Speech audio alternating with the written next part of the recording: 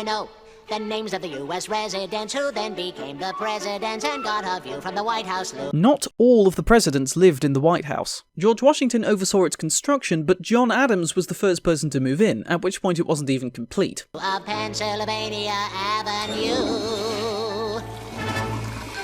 George Washington was the first you see, he once chopped down a cherry tree. This story is a well-known fable, but there's no record of it actually happening. President number 2 would be John Adams, and then number 3. Tom Jefferson stayed up to write a declaration late at night. Thomas Jefferson was not the sole writer of the Declaration of Independence. He did write the first draft, but it was amended by John Adams and Benjamin Franklin. Also, the Declaration of Independence was ratified 25 years before Jefferson took office. So he and his wife had a great big fight, and she made him sleep on the couch all night. This may be a funny image, but in actuality, this most likely didn't happen. In fact, around that time, Jefferson's wife was severely ill after miscarrying.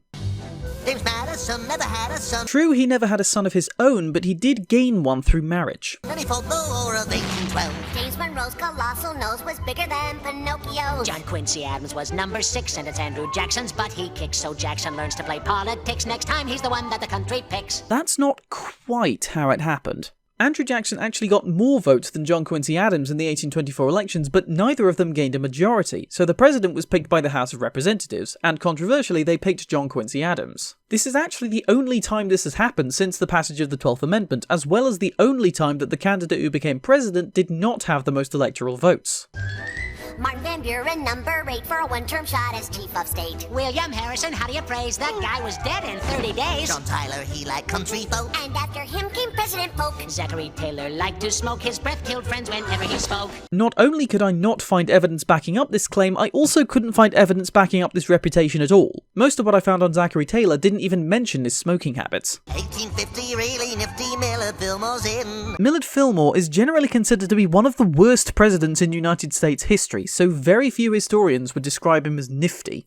Young and fierce was Franklin Pierce. Franklin Pierce was only really young by presidential standards, being inaugurated at age 49. The man without a chin. Follows next a period spanning 4 long years with James Buchanan. Then the South starts shooting cannon. But those cannons were not aimed at James Buchanan, who left office a month before the Civil War began. And we got a civil war. A war down south of Dixie. Up to bat comes old Abe Lincoln. There's a guy who's really thinking. Kept the United States from shrinking, saved the ship of state from sinking. If this is meant to represent states, it'd be wrong. The Confederacy only ever held 11 states, so I guess they did the scores like this to make it seem closer. Which, by the way, it wasn't, because the Union held 23 states. One final note, 16 plus 15 equals 31. In 1861, there were 34 states across the Union and the Confederacy, and during the war that number grew to 36 as West Virginia and Nevada were admitted to the Union.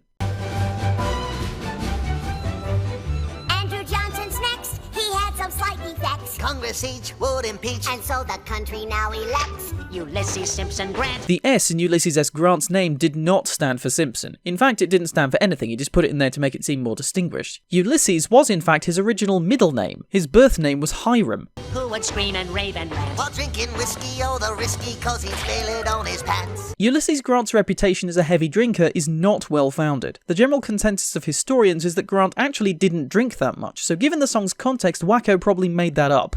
It's 1877 and the Democrats would gloat, but they're all amazed when Rutherford Hayes wins by just 1 vote. James Garfield someone really hated cause he was assassinated. Chester Arthur gets instated, 4 years later he was traded.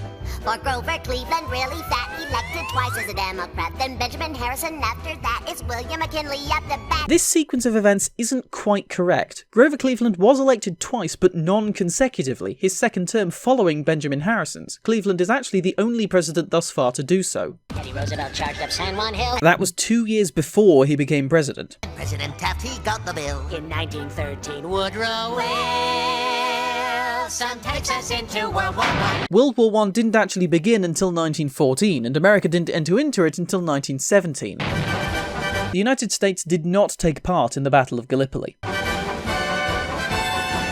or the Battle of the Somme,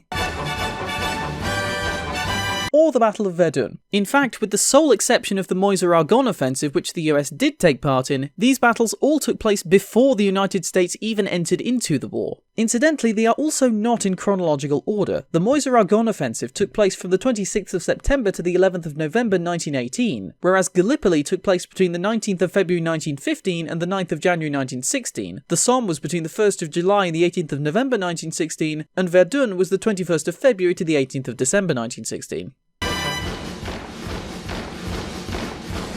Warren Harding next in line. It's Calvin Coolidge, he does fine. Calvin Coolidge didn't exactly do fine. The consensus seems to be that he did kind of meh. And then in 1929, the market crashes and we find It's Herbert Hoover's big debut. Herbert Hoover's term began before the 1929 market crash. He gets the blame and loses too. Franklin Roosevelt, president who helped us win in World War II. Hitler's Germany was not the only enemy in World War II. The United States also declared war on Japan 3 days before they declared war on Germany, and Japan surrendered after Germany did.